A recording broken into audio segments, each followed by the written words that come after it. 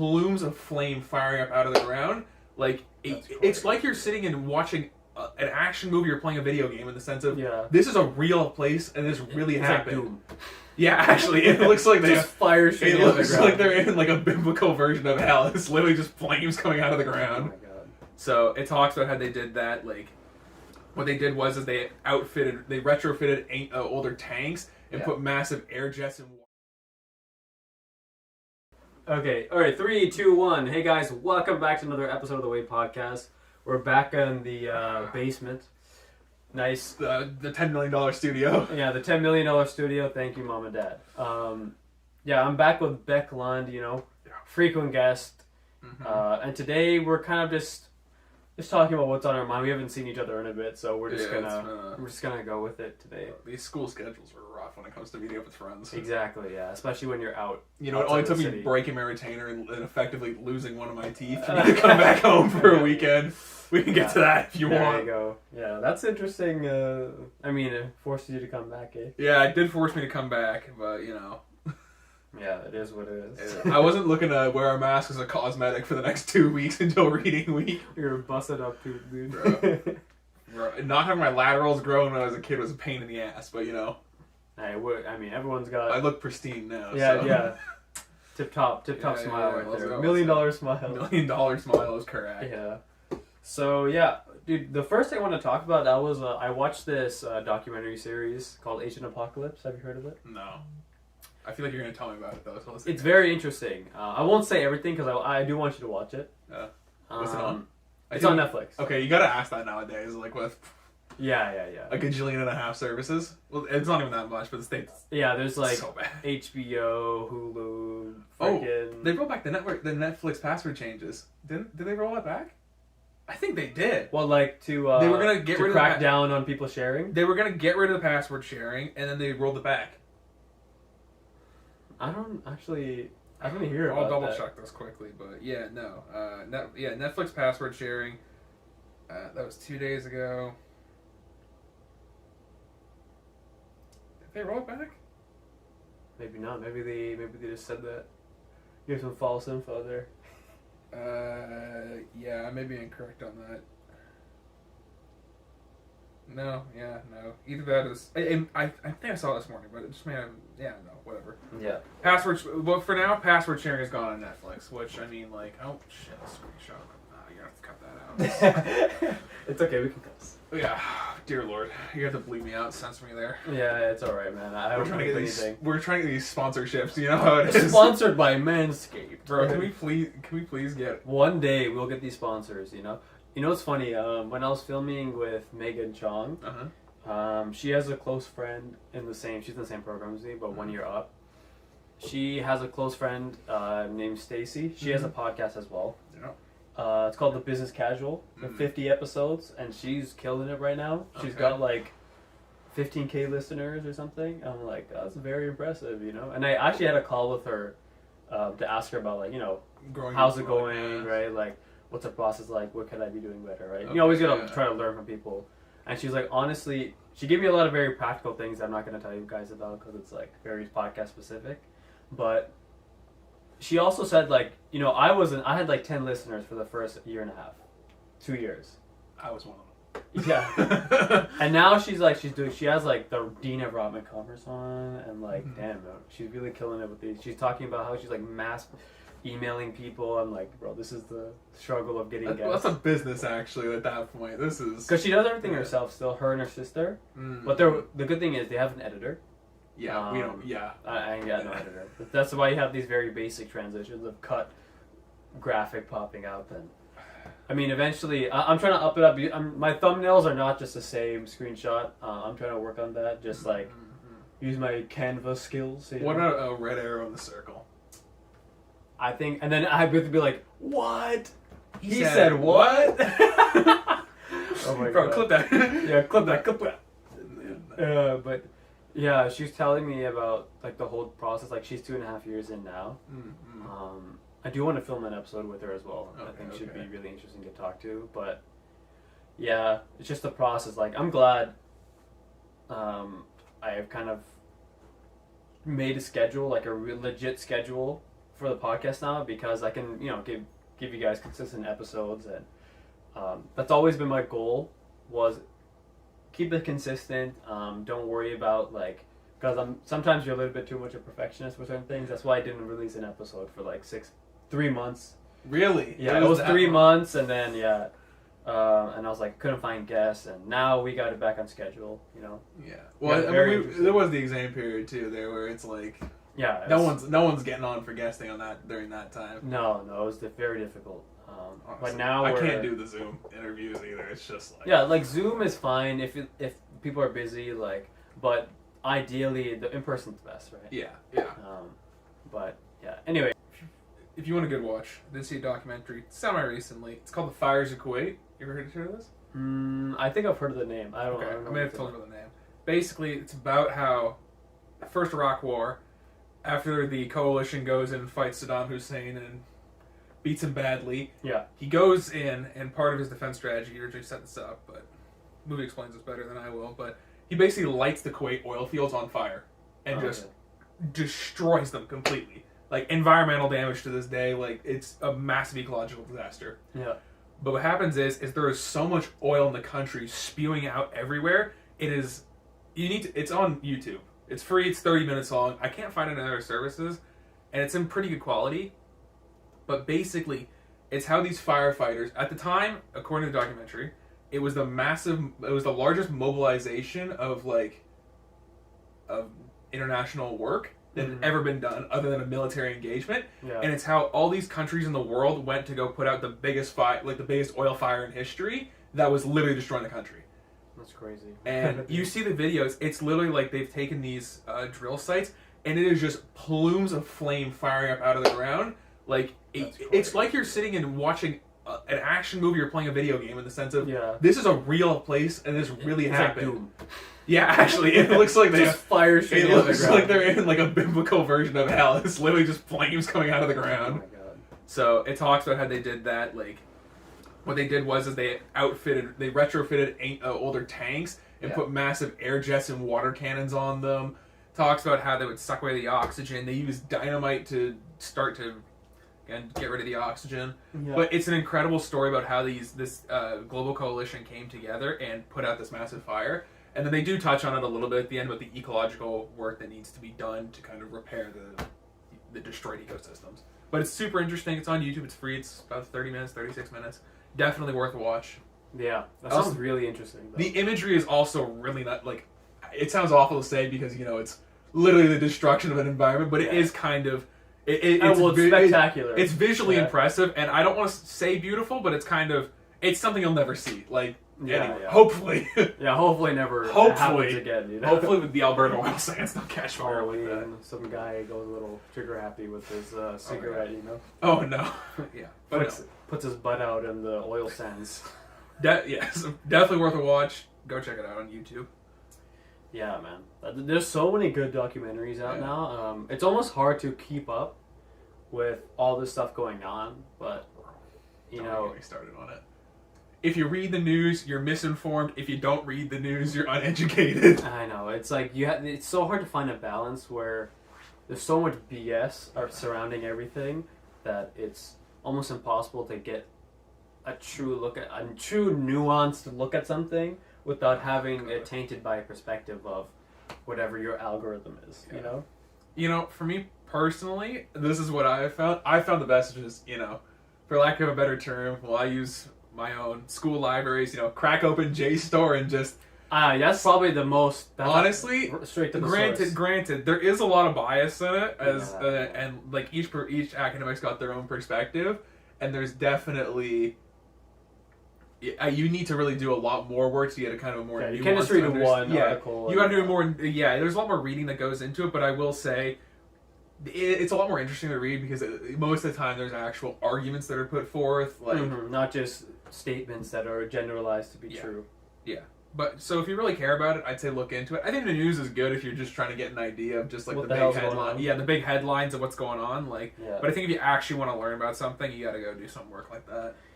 Yeah, and I think that's it's good because for the people that want to do it, there's so much. There's so almost much. Too much. Yeah, I'd say so. Yeah, almost too much info to handle at one point. But the difference is it's not like the news. Like, the news is just noise. Like, it's, and then when you're reading the other stuff, it's, granted, there is some noise in there, but it's mostly just dense. Yeah, because it's also, like, it's reduced down, peer-reviewed. Yeah. I mean, sure, there's always biases, even in academia. Especially, I mean, there is tons of bias in academia. Yeah. But, like, it's not as blatant as, you know, the news is just, you know, ridiculous with their... Most like tier 1 scholarly journals that you can go through is kind of like a good curated list of works people have created that year. Mm-hmm. So you just got to go look into what those tier 1 journals are and then find those and then get access to them if you can. Yeah, I mean, that's one thing. Like one thing I've been really into in the last like year or so. It's just been trying to see the connection between how language has spread throughout the world and how that has influenced culture. And like one thing I've been very like, I'm not a linguist or a linguistic student, but I've always been interested in that. And as someone who wants to learn more about their own native tongue, right, like it's so interesting to read about the origins of even so many of the names that we have, like where they come from, what do they originally mean, you know, like it's so funny because you hear so many people named Hannah. Hannah is a Persian name, traditional like Zoroastrian like name. Same thing with Sada. Sada is actually, you know, Sarah. It's funny because sorry, all Sarahs out there. I know, sorry. Yeah, sorry. There's so many of you, so like you can relax. You know. There goes your listener base. Oh, sorry, Sarah. Yeah, sorry. Sorry. Okay, that was bad. Sorry about that. You know, Sergeant, you can't keep going down this road. I can. But like, it's so interesting how like all these things. It's so because you can read into a culture through language because culture and language are so closely connected, and we realize like how connected the ancient world used to be. Because we think of all these like kingdoms and civilizations in their own context. But when we look at how trading was done, like how did they get black pepper in ancient Rome? Yeah. They traded with the Chinese. Yeah, they traded with the Chinese. They traded with South Indian traders through, like they came all the way down to Goa, like long ago, and like these routes are these ancient trade routes were like so important. And they're so connected, like how everything, and it's made me delve deep into, especially with food, where does food come, like certain foods come from. Like I think most people probably don't know that tomatoes, chilies, corn, potatoes all come from North America. Before the Portuguese came and spread it throughout the world, there were no tomatoes in Europe, there were no tomatoes in Italy, you know. There were no potatoes. Nobody knew what a chili pepper was, except in North America and South America. Like all these things that are so integral to a cuisine, that make it, you know, they're traditional to a cuisine, weren't traditional 500 years ago. Look, I'll be honest with you. If pickles gotta go, I'm down. Like, yeah, I think we could have left that one behind. Remember, it was. Yeah, true. Sorry, look, just not a fan of pickles. But yeah, dude, it's so interesting because like who would have known? Like it's so important. Like think about tomatoes and Italian food, right? Like half their sauce will have a tomato base. But literally, what was Italian food 500 years ago? I'm be honest, right? I'm not an expert subject. No, I'm just saying, like posing the question, right? Yeah. It's kind of crazy. Like even for Indian food, like chili peppers are such an integral part of the cuisine, and we didn't have that so many years ago. And it's one thing that a lot, like it was a gateway, right? Because I like learning about languages. I do like history. I like food, and seeing the connection between everything is really interesting, and it allows you to understand other people more. Like, because like India, Arabia, Persia, East Africa was so connected, so long. Like our languages are so similar. People in East Africa even look kind of Indian sometimes. Like, if you compare the genome that traveled from East Africa to the one that is in currently, like the native hunter-gatherer, Indian hunter-gatherer, it follows that same path, right? Because that's the origin of humanity, is in East Africa. And it's so amazing to see how, like, you can literally track somebody with all this information that we have now. I mean, the government's going to use it for their data, but, you know... Bro, I can get Ancestry.com. Dude, Ancestry.com, that's so crazy, dude. How, because... Is it accurate? Like, how accurate is it? I'm not sure. Well, it's crazy. It's very accurate, for sure. Ancestry.com is a little different than 23andMe. 23andMe. 23andMe is more about the DNA ancestry that you can track back to your certain, like, gene pool. So, like, this gene pool only has red hair, has this type of heart problem, or whatever, right? Something so specific. Yeah, I'll just give my medical records. Yeah, literally. Yeah. And then Ancestry.com, I think it's, like, it might be harder for people who don't have records, right? Because, you know, not all records are stored in the database, like, especially ancient stuff. But yeah, like 23andMe, if you guys should read the fine print, you know, on page whatever 8 in the smallest font possible that says we keep your data. So yeah, they actually, you know, they keep it and they sell it. I know, that's the American way. I mean, God bless America. Right? That's the American way. Greatest country in the world. Buy and sell your data. I know. It's like, at the end of the day, they already know so much about us. I wouldn't do the 23andMe anyway, because... Who cares? Like, a lot of people who are South Asian, like, they do it and they come up as, like, 99% South Asian. Because South Asia is so mixed in terms of its gene pool for it's been mixed for, like, 1,000+ years, right? There's been so many people going through. So it's like, the gene pool is like, all right, you're a 99% from South Asia. Big surprise, you know, nothing interesting, but... I'm not going to do it because, frankly, what does it matter to me? Yeah. I don't know anyone from wherever I'm from. Yeah. I was about to say a million years ago, but we haven't been around for a million years. We have not, no. We all probably look very different. Not yet. A million years ago. Yeah. Very different. Yeah, very different. Yeah, a little hairier, you know? A little shorter. A little shorter. Bigger foreheads. You know. Just put the wrinkle in there for emphasis? Yeah, bigger foreheads, protruding brows, bigger rear lobe. I forget the name of the part of the brain, but Neanderthals had a larger part of their brain at the back that was better for eyesight. You know, there's a misconception about that with Homo sapiens and Neanderthals. Like, people think that Neanderthals are like these dumb, drooling cousins of humans, but they were actually just as intelligent as we were. And most people, unless you have pure sub-Saharan African blood, you are part Neanderthal, right? We interbred. And especially those, like, with red hair have a higher percentage of Neanderthal. And it's not like it's a big deal. Like, literally the Neanderthals... Yeah, we've kind of evolved past that. You know, like, Neanderthals were...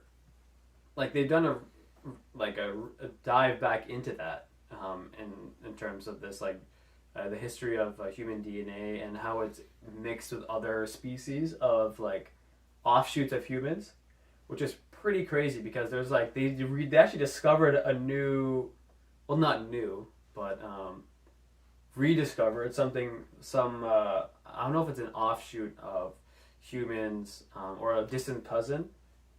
They're called the Denisovians, and they found it, like, in a cave in Russia, and it's like a completely different, like, it's like a Neanderthal human or Homo sapien, and that's a separate category entirely, which is crazy, man. And that genome still exists in, like, hunter-gatherer Indians and people, like, in the native peoples of Australia and Oceania. A lot of them have that in their blood. Their DNA is mostly comprised of that Denisovian, like, origin.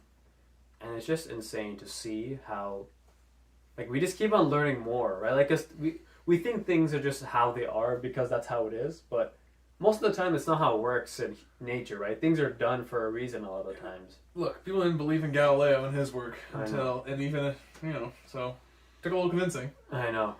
It's pretty crazy, man. Oh yeah.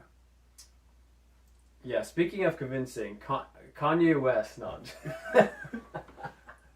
How about that, guys? Don't even say that. Don't even say that. Yeah, no. Please stop. Clip it. No, I'm the editor, so I will clip it. But yeah, I mean, it's pretty. Bro, let's come back to. No, listen, it's a pretty well developed. I mean, what are they gonna do, bro? What are they gonna do? I'll delete my own episode. Bro, if someone's clipped it, they have it. You know who's clipped it? I have. I post. This is the Instagram clip. This is the real. This is the real.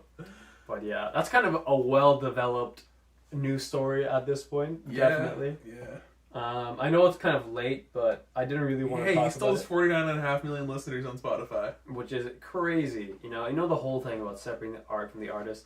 Honestly, I feel like he's just been having a manic episode for the last 3 months, right? Yeah. Like he's diagnosed bipolar. Yeah, bro. It's hard to see because he said some things that are so irredeemable. Like, so irredeemable. Yet, but you still can't, you just kind of want someone in his life to sit him down and say, hey, like, you need to stop. Take your medication. Like, it's hard to, it's just, I like to believe that if, like, that in another reality, he just, that never happened. Like, he realized that what he was going to do was going to hurt a lot of people, and it just wasn't okay to say, but he didn't. He went and said it anyway. And he went deeper and deeper, bro. When Alex Jones is a voice of reason, then you know you definitely have a big problem. He's on Alex Jones' show, and he's like, yeah, Hitler, great guy, love him. And Alex like, what do you mean by that? What do you mean? You mean he wasn't the best, right? Yeah, so when you have Alex Jones, Sandy Hook denier, as the voice of reason... Sandy Hook denier, God. That was... I mean, he's a crazy conspiracy He's theory. actually, that was, like, the collection of, like, the biggest crazy people in, like, modern... I know. Like... He was so fun to listen to when he'd come on Rogan. He would come on Rogan, and he would just go crazy in the conspiracy theories with Eddie Bravo. The conspiracy theories that's his whole job, right? Like, he has a few things that... The problem is once you do something that like insane, then anything else you say is completely disregarded as you can't go lunacy. Back. That regardless of whether or not you believe it, like you kind of just have to keep going down that road because that's your brand. Yeah, like which is sad. And so many of the things he said are so objectively wrong. Yeah. And then even and if there's even some like little snippet of a truth in anything he says, like conspiracy that has been like the whole Bohemian Grove thing. That was his initial. Not an avid Alex Jones viewer, so I'm not familiar with his catalog. Bohemian Grove is the only legit thing that I know of that he's said. But basically, it was like I don't want to get into it. That's like this whole like conspiracy, lizard people kind of BS. The lizard people, yes. But basically, that was like his first advent into like conspiracies. Yeah. And then the problem is like anything, even if you uncover something that is so groundbreaking that is actually true, it doesn't matter anymore. You denied the deaths of children. Like it's done. You're completely they're suing you for $1 billion. Freaking insane, man. But he's so like. Anytime I listen to him, I just get paranoid because he's like, they're watching out there going on. But it's so hilarious to listen to. And then there's Eddie Bravo. He's like, bro, you want to put a vaccine in your body? The government. And he's like, it's so funny to listen to this guy go nuts about this. Oh, man. And he looks into stuff too much. Right? There's like, there's levels of skepticism where it's healthy. Like, there's certain levels of skepticism, even if your conspiracy theory is true. You can't do anything about it. Like, just keep teaching jiu-jitsu, man. Yeah, his jiu-jitsu school is nuts. Like, he's so good, right? But, like, let's just focus on that, okay? Bro, he believes in the wildest conspiracy theories, but I mean, he's good at jiu-jitsu. Dude, 10th Plan, he created a whole different style of jiu-jitsu on his own through his school. Like, revolutionary. But he's also, like, because, they're fun. They are fun to get into, but it's also, like, if you take it too seriously, then it runs your whole life, like, then you're, like, looking around, then you just turn into a schizophrenic. Like, you just turn into one at that point. Like, you're just like, oh my god, the government, anything they do is to control me and whatever. It's like, you don't think they already have every piece of data on you're carrying around. You willingly give that up. Willingly to use Instagram, to use Facebook, to use YouTube, anything that's owned by any of these media. Anytime you are using something that's free, you're the product. Yeah, they're paying. They're siphoning your data. I mean, just because it's actually not enshrined in the Canadian Constitution, but in the United States, like, you're constitutionally entitled to a portion of privacy. But I mean, you're constitutionally entitled to the right to privacy. But I mean, we give that up so freely.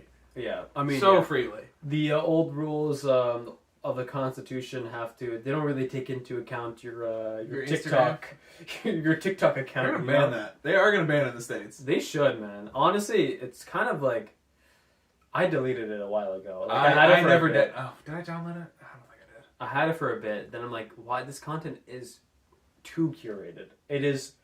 How do they know this about me? And I'm like, it's done. I don't need another time to waste. Yeah, I don't need another app to waste time on. So I had it for like a week because people were sending me stuff. And you're so annoyed. You have to open up in the browser. It's like, please open up TikTok to use this. Yeah, I think just one time I accidentally installed it. And then data, give me that. Yeah, so I'm like, okay. After that, I just stopped. But the same thing for me with Instagram. The only reason I have Instagram is for school. That's it. Yeah, to talk to people. Honestly, I need to update my profile picture, my LinkedIn profile picture, because that's from a long time ago. My profile picture. You've changed, man. No, my school account profile picture. Oh, okay. Yeah, no, my personal. Well, I don't want to say my personal Instagram because I don't use it. Yeah. Yeah, Instagram, I would delete it. Like, if I could just delete the explore page. Honestly, if I could just delete Instagram, Snapchat, and those two things off my phone, I'd do it. Yeah, like I even put a timer Facebook too for school, but fuck, I'm gonna get rid of that too. God damn it. Facebook Messenger. Started swearing again. Dude, but like the only reason I have Instagram is promote my music, communicate with people, and do the podcast. That's the only reasons I have. I have a timer on the app, like an hour, and it'll shut down. And I try to make as many barriers to changing that behavior as possible, or barriers to continuing the behavior, right? The more decision points you add, the less likely you are to go through with that decision. Choice overload, right? This is me applying my class concepts. I think you literally just have an addiction to Instagram. I have no problems putting that thing down. I have trouble opening it when I should be. Yeah. No, because the problem is, like, I go to do something for my... whatever. I want to post my music. I want to post something for the podcast. Or I have to talk to somebody on there, and then I'll scroll for a bit, but then it's not even that long. Bro, why are you scrolling on Instagram? What is on there? That's so interesting. No, there are some actually interesting things, like food. I get a lot of food content. Oh my god. Dude, but I cook all the time, dude. Like, that's my whole thing, is just food. And jujitsu. Uh-huh. Whatever happened, I don't like Instagram. I don't. It's, I think the amount of time I spend on it is fine. Like, I spend like an hour max a day. And no, it's true, dude. Okay, like, for real. Okay. I have a timer because what you have to... I know those timers you can shut off. You literally just hit, I'm not done yet, no, you keep going. No, you have to go into the app. You have to go into settings, go through 3 different pages, delete or add minutes, and it's like, I try to create... Oh, really? It's not like that on the iPhone. No, you have to do it. On the iPhone, it's literally you've run out of time. What do you want to do? Like, there's not an option on it. It just turns off. It'll say 5 minutes left, then it'll turn off. No, what it does is it'll stop on my phone because I have it for... What do I have it for? I had it for something at some point. Yeah. It stops on your phone, and then just like right at the bottom, it'll say like you've run out of time. The screen will like glass over, and then you have to click, okay, thank you, and then you get off the app, or you hit remove limit for the day. That's how I know they don't care. They don't care at all, dude. Like, at least on that, because it actually works, right? Like, it's just a reminder when your mind is... It's frosty down here. It's freaking cold, dude. It's frosty. I have 4 blankets in the corner. You want to blanket up? I don't want to blanket up. Wear a blanket on the podcast, dude. Bro, get all nice and cozy. No. Little warm. But, yeah, man. Yeah, the only reason I have it is for that. And otherwise, it's like... I don't really care for anything else. You're not going to the thirst traps? Oh, no. Oh, yeah, man. Totally. God. It's so annoying, man. I've actually evaded those entirely. Like, I don't actually think I've seen one. You're lucky, man. It's like I go to one video that is posted by somebody I'm following. The next video, it's like some stupid like reel. It's like, oh my god, man, how do these people get on this? Like, how do these people gain traction? This is the laziest content strategy ever. Let me tell you exactly. I can do it right now. I take this mic, walk up to somebody outside, and say, "Yo, man, what's your body count?" Or some like stupid question to some stupid girl who's obviously drunk. So she's gonna say something absolutely unintelligible and completely incoherent, and then use it for views later. And every single guy replicates this, like all these freaking guys. Bro, it's a model. It's a model. And it's like, oh my god, dude. It's a business model. This is what content. I mean, that is short. That content's gonna be short-lived. No, right? it won't. It will be. It won't. It's just gonna it'll take a different form. No, it won't. It may not be thirst traps, but the idea, it's like Vala told us, sex sells, and that's an idea, and no matter what, it'll find something whatever else. form it'll come in, Yeah, it may not be thirst traps in the future, but look, that's what it's called.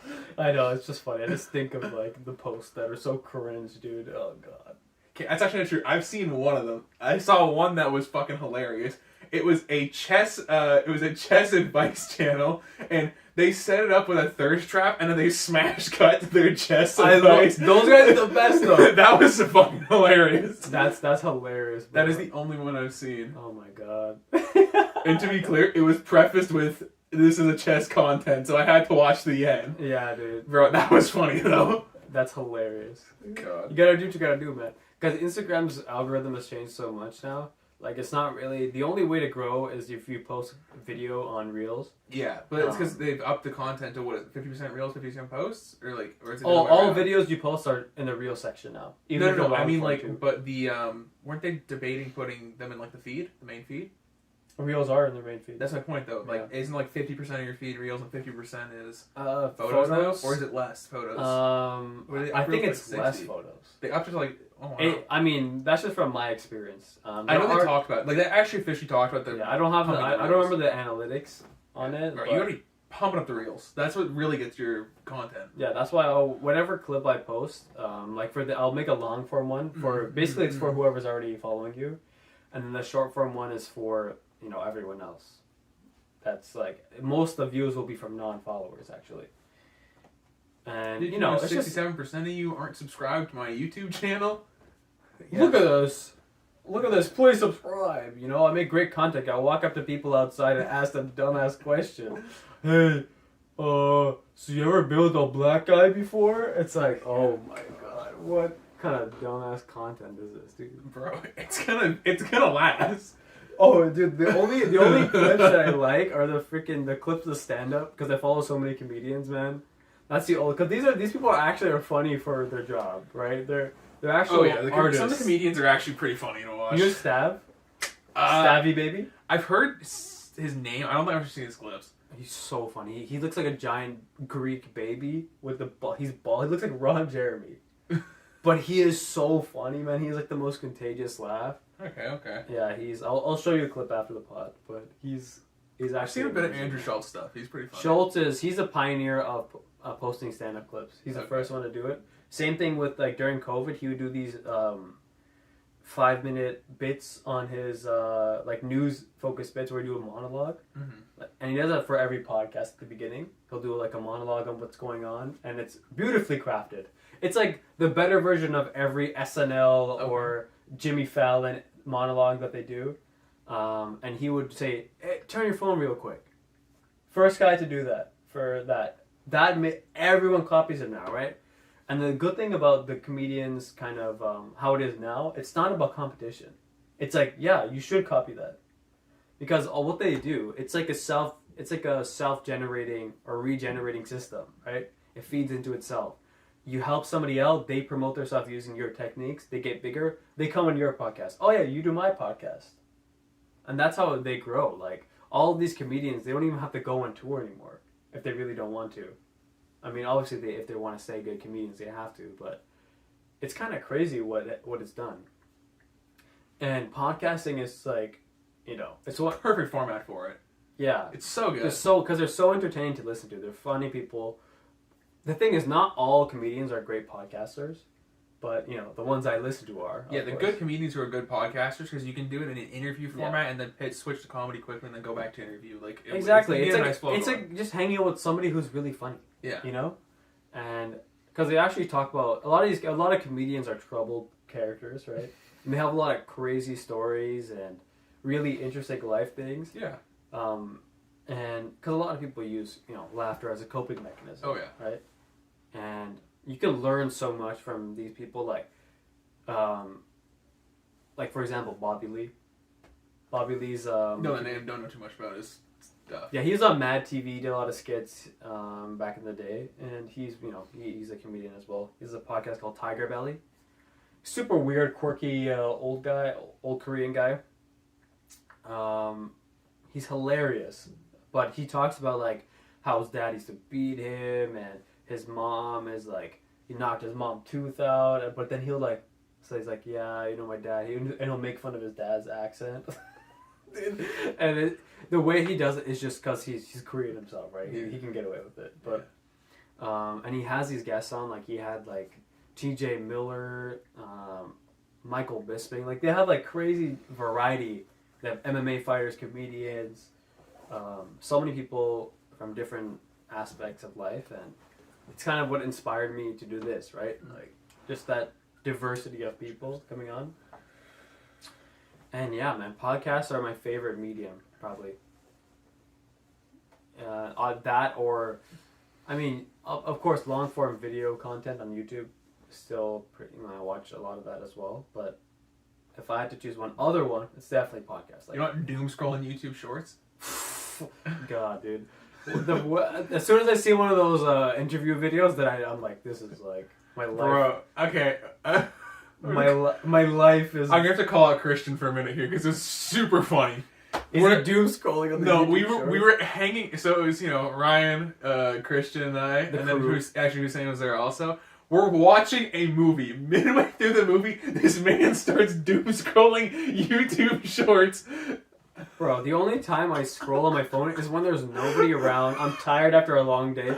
Christian, okay, we're really outing Christian. Dying. But dude, Christian be scrolling like all the time, bro. Anytime we're with this guy, he's got to look at the deals on eBay, and now he's going to the doom scroll on the on the YouTube. I have to out him on that. It was just hilarious. Maybe this will make him make a change or something.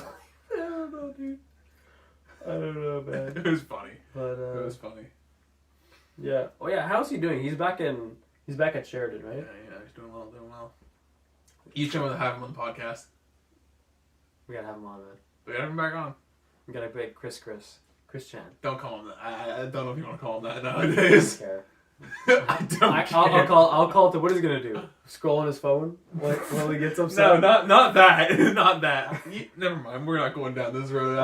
We'll see. We'll see. We'll cut it out. We'll cut it out. You say we're gonna cut it out, but you never cut it out. I will. I'll write it down, dude. I actually will. I've done the last few episodes have been like, because when you're in an apartment, I haven't recorded online in so long that I kept on clicking off the tab and it would stop the recording. I'm like, oh my god, this is like, I was like cussing myself out in my brain as like, thank god the Zoom recording was still recording. Bro, but on my audio, you're gonna have to go through this entire thing and like censor everything. It's gonna be no, man, it's fine. Okay, the editing process. This is why you need an editor. It's fine, dude. It's good to have another skill. It's on my $20 an hour is my rates. Oh my god, yeah, editing is the hardest. I mean, the longest I've ever had to edit an episode took me like 2 hours. It's never that long. Like, I know the Lord of the Rings episode. That was like a good hour and a half episode. Yeah, because it was pretty smooth throughout. So like there's my most recent one with William Wu. We filmed it in person, and there was some noise in the background. Like I went through it, cut it out, lowered the volume. Like it was just a few parts. So okay. Nothing too bad. But bro, you been at the Popeyes near here? I have not. You want to go get some chicken after? Get some chicken? Yeah. I have no money. Bro, I'll foot the bill. No, sure. I'm down to grab some. All right. Yeah. I'll put a quick phone call in, but you know. Yeah, you know what I'm saying? You know, mom's credit card on the family card, you know? Bro, I mean, just put me up over 3 cards and we're chilling. We're chilling. Hey mom, please give me money for his Popeyes. Oh god. Yeah. Okay, we'll go after. Yeah. Anyway, wow, that was like a little 5-minute detour. We're gonna probably cut You that remember we all talked about Kanye West? That was where this got to. Yeah. Anyway, forget about the Kanye West. The guy's insane. He needs to go back on his meds. You know what I don't understand? Well, okay. How are we back on this topic? No, because I just thought I didn't mention it before. Like, why do I understand why people keep having him on, but it's like, because he gets clicks. He gets so much. Like, he why? Gets so many clicks. Like, why are people supporting madness? It's because he gets clicks, and he made. I know. I say it's not a joking man. Like, he made Graduation, and people love that album. Listen, the whole separating the art from the artist thing, I can still listen to Kanye's music, and still be fine. Like, if I like the song, you don't have to support him in everything. These Kanye supporters need to get a life. Get a life and stop viewing through your. Try to view from a different perspective for once. They're like, he's exposing the system. They always shut men like him up. It's like, relax, man. This guy's saying Hitler was doing the right thing. Like, maybe look into the argument before you post it in a YouTube comment. Yeah. Can we talk about also, I'm talking about YouTube comments now. We were talking about shorts before. You know these like Sigma male shorts? Who are these kids? God. Who are these kids in the comments? I actually have got those. I have got those. Any male on the planet has got those, dude. It's Bro, like, they're terrible. they're so bad. And then like Tate's like going to jail for sexual harassment and human trafficking. He's out now. I mean, like, even whether that's true or not, the guy's like, he's a divisive character to say the least, right? to say the least. Yeah. And he's like the funny part is he's like the lightest out of all those guys. You got that fresh and fit guy who's like that guy, and then there's Sneeko. That guy's a fucking mindless buffoon. I thought Sneeko was Diet Tate. He's just half intelligence, dude. His whole anytime somebody tries to debate him in anything, it's just like, bro, base Sigma male, bro, dude, you gotta get money. Like, this is like a 15-year-old's dream of how life is supposed to be. This is an immature way to look at life, you know? But you know those kids in the comments that are like, he's hot job you take, bro. 100%, bro. My favorite was a clip from Andrew Tate, and it was talking about, it was just such a contradictory statement. And it was like, it was not like, oh, he said this a year apart. Like, no, he said this in the same interview. The same interview. It was like, oh yeah, you know, I respect women. Later in the interview, marriage is just an exchange of property between a father and a husband. And I'm like, wait, hang on a second. My God, dude. I listened. He came on this. God. He came on this podcast called. I don't know if you're ever Your Mom's House. It's Tom Segura. Oh yeah, I've heard the name. I haven't seen any episodes of it. Bro, that's if you're gonna watch that is a great one. They have first 30 minutes of every episode. They go through deep cut internet videos, and they're hilarious. They're like all these people like cracked up like on cocaine. They're like saying crazy shit, and they're so funny. And there's all these. It's like the first 30 minutes, and then they had an episode. They had Andrew Tate on. Bro, one of the funniest things I've ever listened to, dude. One of the funny because he hosted with his wife, who is also a comedian, and he's. It's so bad. He's like, as soon as he walks in, 2 coffees. Give me 2 coffees. Okay, I have seen this one.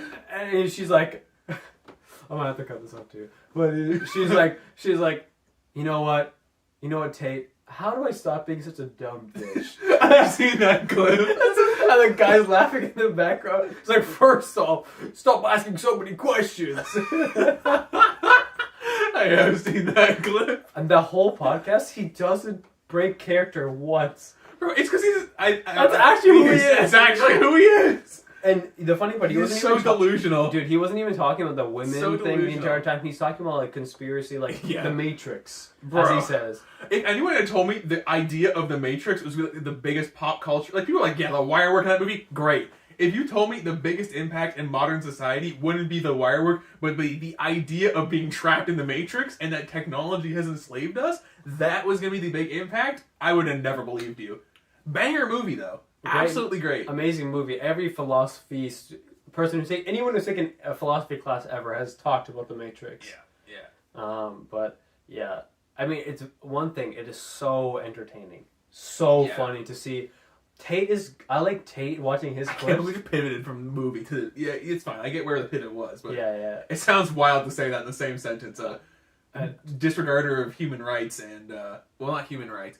Yes, actually, we'll go with that. Let's just say an extremist in misogyny. Yeah. Extreme misogynist is more accurate. Yeah.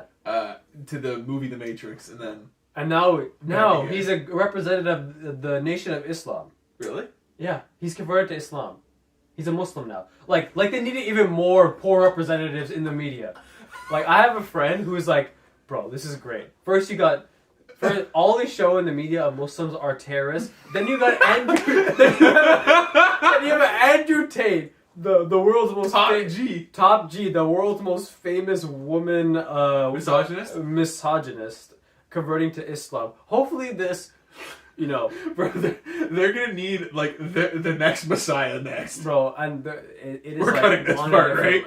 We'll see. We'll see if we need to make time. Okay. We'll cut it in for the spicy takes. Yeah. This will go on the Patreon. Oh yeah, one day when we can afford the fans only section. We joke with the Patreon. I think in every episode. I mean, I can technically offer it. I had the option on Anchor to do it for Spotify. I don't know. I don't think it's worth it yet. I need to be able to. Yeah, we need a big enough body. We need a big enough body, and I need to be far enough in my career where all the stuff we say won't get us canceled and we'll be fired.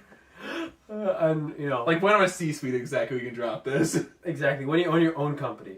No, C-suite exec. Oh, C-suite, then you're good. Yeah. They're like, you know what? These guys do enough cocaine already. Yeah. Well, I mean, Andrew Tate will be in prison for life by the time I'm on this. Oh my God. Human trafficking is a pretty serious charge. It is pretty serious, man. God. Holy hell. Oh my Lord. Yeah. The internet is a crazy place at the moment. Oh my God. I saw... How many I feel like the definition of a loser has been redefined. Like an internet loser have you heard its own category. Have you heard of the Discord debaters? Discord debaters. Oh my God. Oh my God. We need to dive into this.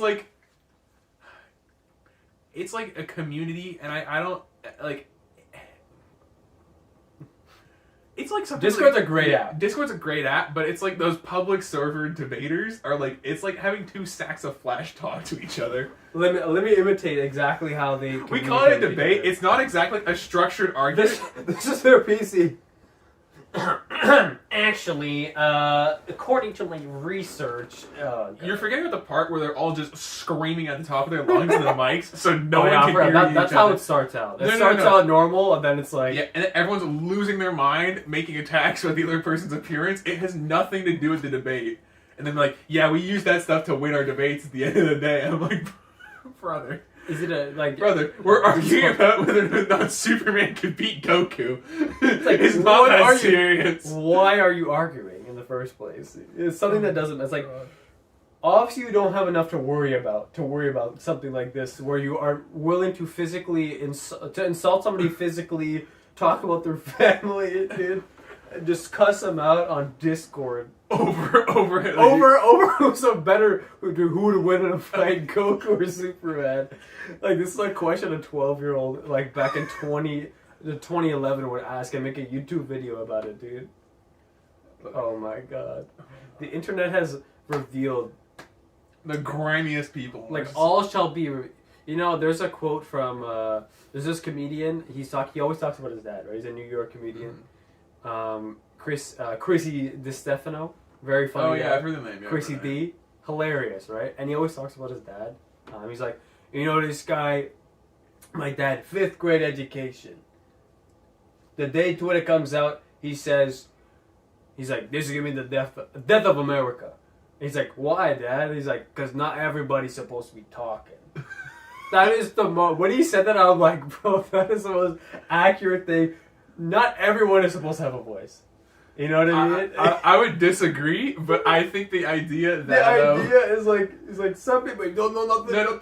No, I think the difference is people should have a voice, but I don't think at the same time, just because you have a voice means you need to use it. Doesn't mean it's right, yeah. It doesn't mean it's right, and and there's a time for us all to Stop talking. Yeah. We gotta learn when. It's about time and place, as they say, right? It's whatever a platform where everyone can respectfully share their opinions. Not everyone talks at each other, and no one actually listens to each other. And then it's already skewed. 20% of the people make all the comments on there, right? Was it 20% of the people on Twitter make 80% of the posts? I think it's 10 and 90. Even better. I read a Pew Research study about it. I'd have to go check and see if they've updated it, because it was either like 2017, 2019, so it may have changed over time, but I mean... But still, it's heavily skewed. I'm guessing it would change. Point being, it's extremely skewed. And it's just unbelievable. I actually read an interesting study that someone did. It was talking about municipal elections in Ottawa. Yeah. And it was kind of going on the same thing. Again, I don't remember the exact stats for that one, but it was extremely skewed, and... Yeah, and it's like, it just makes it seem... Anyway, I mean, we all know how, I think in 75, maybe probably 85% of the people drive most of the content. Entirely. Yeah, I mean, it's like most people never comment, they just view things. Yeah. And it's always the loudest minority on either side, right? Yeah. It's because they're the only people who actually care enough to say something. Exactly, It's the whole thing, I don't know what the actual phenomenon's called, but it's the whole idea of your highest reviews on anything would be the 1 stars and the 5 stars, because there's no people who actually care enough to write about it. But if you think about it, most things operate on a bell curve. Yeah. So it averages out, right? Yeah. Reverts to the mean, as I say. Yeah. The internet is a crazy place. It's like the greatest and worst thing we've ever invented. It's the duality of man right there. That's for sure. It's the one thing that can bring about arguably some of the greatest changes in society, and possibly some of the worst changes in society at the same time. I know. In the same conversation. It's like how Okay, here's my thing. Were you on the train that Twitter was gonna have the downfall, or did you think it was gonna die? Did you think Twitter was gonna die? Because I was on the train that Twitter was not dying. I don't think it's gonna die. I don't think so, because there's no one else in the category that can compete with them. No, yeah. And if there's a shit posting app that is better than Twitter, I don't think we've discovered it yet. Yeah, like, I don't think we have. Like, it gives people too much freedom to spew. It also the base. Nonsense. Is until we get a platform that actually has the base to compete with Twitter too, then no one's gonna switch. Yeah, there's no way. Like, it's too integrated into society at this point. The only way we'd ever see something is I think if Google directly integrated something into their platform. Yeah. Then maybe something would happen. But even then, we see YouTube Shorts competing with TikTok. I mean, they're all pretty, I mean, when they first came out, it seemed like a joke, right? In comparison, but I mean, this is what happens. They just imitate each other. Well, most of the thing is, the successful ones are the ones that entered on the ground floor. And then they just have the base at that point, and people don't care enough to switch. Yeah. Because, like it or not, there's only so much you can do with the idea of short-form video. There's only so many features you can add in that really make it attractive for people to use it. Yeah. Oh, man. The whole thing with Twitter and Musk, that's a crazy situation. I feel somebody mentioned, Elon Musk. Elon Musk is one of those people who overpromises and under-delivers on every single thing he does, dude. And it's... What do you mean about Teslas? You think people are under-delivering on Teslas? I mean, they can't get them right now, but it's fine. Exactly. I mean, they waited... they paid $30,000, but then they realized that they had to pay $50,000 more later, but... when I say you buy a Tesla, you're basically just getting a pre-order. Exactly, dude. You gotta pre-order for the next, fucking 5 years. Yeah. They're going to have the new car out by the time you get yours. By the time... Elon Musk is supposed to be on Mars by the time you get your car. Man. Yeah. It is one thing when we talk about, switching to green, but a lot of these countries in the world that we're asking to switch to green, don't have the electrical grid to... they actually don't have the grid to handle it. Yeah. They don't have the infrastructure to install, all these, green, stations. Mm-hmm. So, let's just talk about it. I'll just use Rome for an example. You think in Rome, in the ancient city, they have room to start adding green energy stations? You can barely fit. They're people are been stacked up. They can't make a subway down there because they can't dig up all the... First of all, that's because these Europeans don't want to work. I'm just kidding. Sorry, the Americans coming out, Yeah, no. These goddamn Italians, Yeah. You see, after the Super Bowl, we go back to work the next day. Exactly. No. Oh my god, dude. No, it's just... I think also Europeans know how to live life. Let's also say that. Yeah, the quality... I think the standard of living, the quality of life, just statistically... happy. They're definitely happier. Yeah, statistically they're happier than Way us. happier. It's one thing about the philosophy between Europeans and North Americans, right? Because we're so young as countries. Yeah. Well, codified countries, like nations, if you want to define it as that. I mean, the First Nations have been here for... Yeah, but they didn't... Yeah, they had a very different view of, of the land. It's not to be owned. It just is, right? Yeah. But, for... Good old USA does not... the American government does not exactly abide by that rule. Exactly. Not... Just basically all of European civilization doesn't really jive with that, but... Yeah, that was not exactly the agreed upon definitions. Yeah, but, like Canada's only been a country for, 150 years, right? Yeah, around there, benchmark. States is, 100 years more? Not even. I should know this. I'm literally a citizen of both countries. Yeah. I should know the exact dates. 200, 50-ish for America. Not that long. Like, think about Greeks. Greece has been around, like, the Greek civilization was around from, 1200 BC to 80? Like, that's a long... Like, they can take a break. They can have a break. Yeah. They can stop working, They're like the foundation of European society. So, let's take a... Actually, modern society in general. Yeah. Yeah, the way we think of things now. I mean, the Romans invented modern society, literally. Technically. So, technically. I mean, the first republic, was in Greece. And treated very well, some of them. But, they're like, so only people who own land aren't women. If you have a citizenship, you're a citizen. Yes, if you don't, you're a slave. Yeah.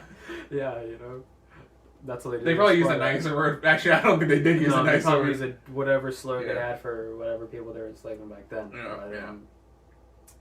Yeah, it's such a different mentality when you've been to Europe. And it's almost like, bro, like they work for however long they need. They just... We're highly generalizing here, but it's fine. We're going to roll. Yeah, like, just with our experience, like, let's just say in southern European countries. Mediterranean. That's where I've been. That's where I can... Even in Paris, though, like... I've been to the UK, I've been to Paris, and I've been to Italy. Very fortunate I'm able to get to those places. I don't know if I can make it a claim on that yet. I don't know if I can make a claim on that. I'll take your word for it, but... I mean, if we're just looking at... I'm sure there's statistics that can support this, for sure, right? We're operating off conjecture here. I mean, that's all we can do at this point. Yeah. Don't really have Jamie just look everything up for us, Joe Rogan, Jamie. Rogan? I know. Yeah, Rogan, that's the name of the podcast. Yeah, competing podcast. But, yeah, it's so interesting to see that perspective just on, like... when you're in the city versus how it is. Like, when we went to Paris for the first time, we left from New York. When we came back after we were there for like 5 days in Paris, man, we saw it's such a different perspective. We came back to New York, we sit down at a restaurant, everyone is on their phone.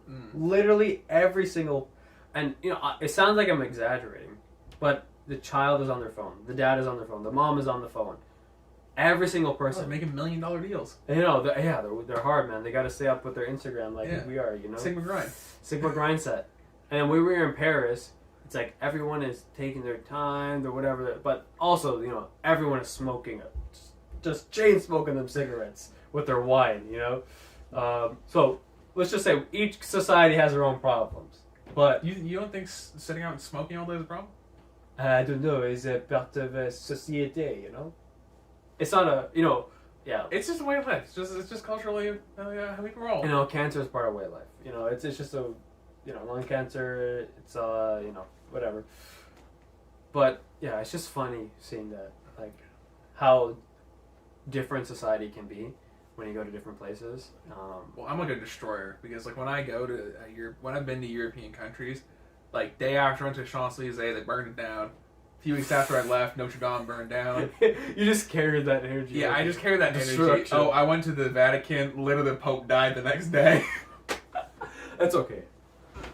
It's okay. Vatican weekend, They have the secrets, man. They have there's all the conspiracies about the vaults, man. Vatican City. Honestly, like, actually spectacular place, though. Like, I'm sure.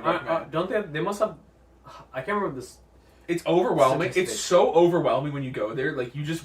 like it's so grand. It's so grand that would be, like, the centerpiece of immaculate artwork at, like, most major churches is, I'm not joking, less than a footnote there. It's incredible.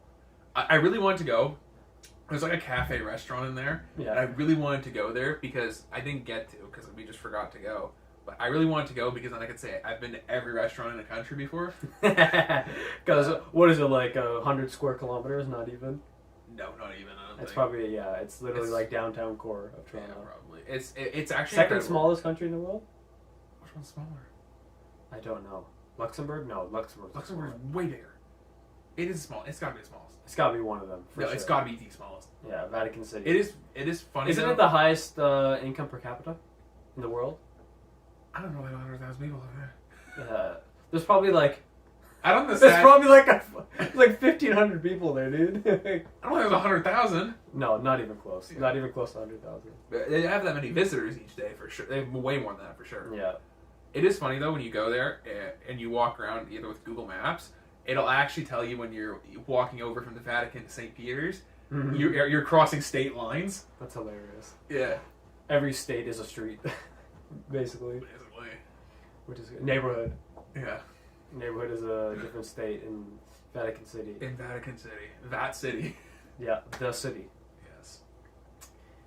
Yeah, man, it's pretty crazy. Like pretty crazy. And that's only a few places in the world. Mm-hmm. Like that's why travel is much so happier over there than we are here. Yeah, we're miserable here. I mean, for other reasons of our own choosing, but you know, we kind of have a mental health crisis going on in North America. But you know, money is better than mental health. Bro, you can't be sad when you're stacking that paper. Exactly. Money. Who says money doesn't buy happiness? Every study ever. No. Every study ever. Literally above 70. Money can buy things that make you happy. Yeah. But it isn't inherently what makes you happy. I can't remember that. I think it was 78K. After that point, there's a diminishing return to every. The amount of happiness you gain for each dollar of annual income you increase, Are we talking American dollars or Canadian dollars? American. Yeah, there's a big difference. Yeah. American for sure. I think they said 50 for American, but I can't remember the exact thing. Yeah. Because the exchange rate in that fluctuates so much. Yeah, so it's under 100K, but it's above 50, so 50 to 100K. Basically, essentially, once all your basic needs are met, like you don't worry about your rent, you don't worry about your food, your insurance, health insurance if you're in the States, whatever house related items, you can buy something nice every once in a while, you can eat out, whatever, right? Car payments. Once those needs are met, the individual, the marginal benefit for, this is my econ talk coming out, the marginal benefit for each dollar goes down significantly. And we were talking about like how the impact of the average millionaire is depressed, like on average. Like when, even in the news, like anecdotally, when's the last time you heard of a lottery winner who actually did the right, had a decent life after, could manage? There's an 18-year-old kid who bought his first lottery ticket in Canada and actually won $48 million. What? Like, how do you even fathom that amount of money? We were talking about it recently. I was talking to Christian and Ryan about it, and we're like, even like, it sounds even's really hard putting this, but $150,000 is an unfathomable amount of money when you actually think about how much that is. In front of you. Like in front of you. That's a room full of cash. That's a room full of cash. Yeah. And that's not even a lot of money. That's like, you can buy, that's a down payment on an apartment. Not even a house. House is like, bro, these Toronto house prices. Toronto is ridiculous. And then even if you come outside the city, like where we're in the GTA. Yeah, Mississauga's terrible also. Bro, we're gonna be lifetime renters. Let's go. Lifetime. Oh my god, I'm planning on buying my parents' house for like $20. Yeah. I saw this thing. This guy, he had a set. He's talking about. He did a bit about boomers versus like millennials. Mm-hmm. It's like, man, all you millennials, you're renters, and he's like, oh, you guys aren't working hard or whatever. You'll never own a home. He's like, sorry, Grandpa, I didn't buy a house for $20 back in 1900, man. Sorry, and I went to school. I went out of high school. I got a well-paying job in a factory that paid me an equivalent of $100,000 a year. Sorry, you don't have those jobs anymore, dude. You can't buy it, dude. Wonder whose fault that is. Yeah, exactly, man. Yeah. Holy. It's crazy, man. Oh, yeah. Inflation, what are we at? 6% inflation right now? It's wild. I actually learned, believe it or not, because I've spent a long time playing video games, but like you realize with I'll just call them the fun bucks, you know, like whether it's like Call of Duty points, V-Bucks, like Clash of Clans gems, like Halo credits, like whatever it is, you realize pretty quickly, for each individual credit is benchmarked against 1 US cent. Which, if you think of the fact, like actually for a second, that like that one Call of Duty point is equivalent to the US dollar, it could like 1-to-1 is insane. But that's another story for another time. But it actually really, when I was younger, taught me a lot about exchange rates and not that they were trading at the daily value of like the dollar, but generally they would update. Whenever they would update, it would reflect the dollar value because it's Canadian to US. And it taught me a lot about that. But you really can see through that change over that, like even as someone who doesn't follow economics at all, like how bad it's gotten. Yeah, the inflation rate is ridiculous right now, and generally what happens is, and they tax in the exchange for full exchange. Like they do 13% on top of my exchange.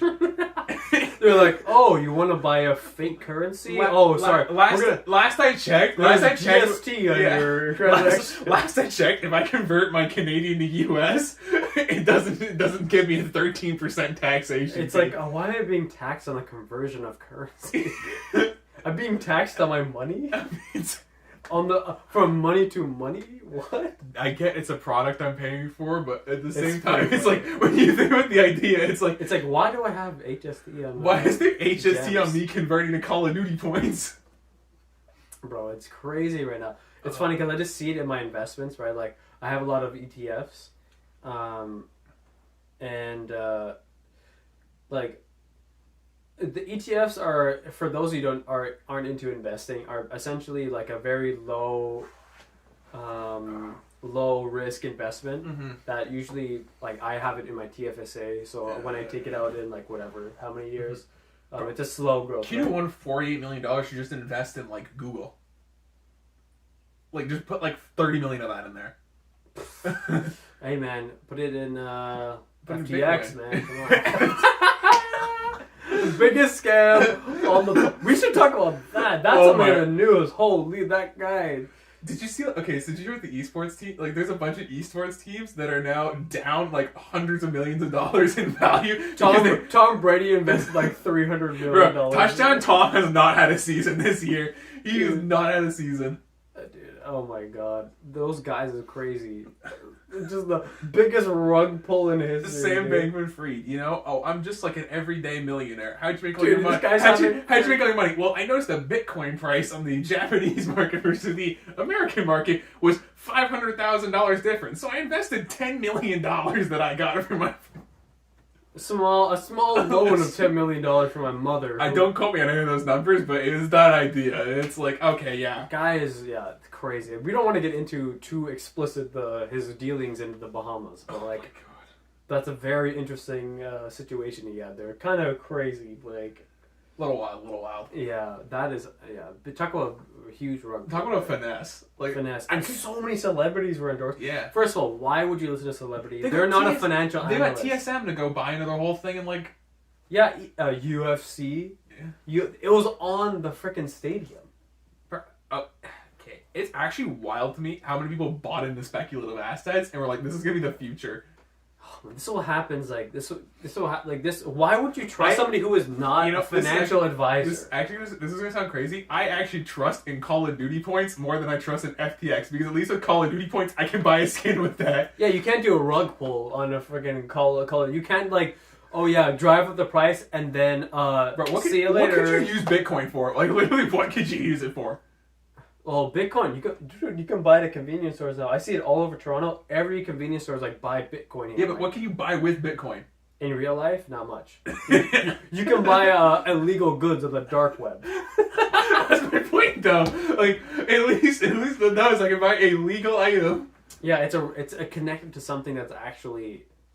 Yeah. Not that they would have value. Not to say Call of Duty points are a good investment. They do have. They literally do have more value than any. They have more inherent value than any. I can buy a digital skin. What could MILF token get me?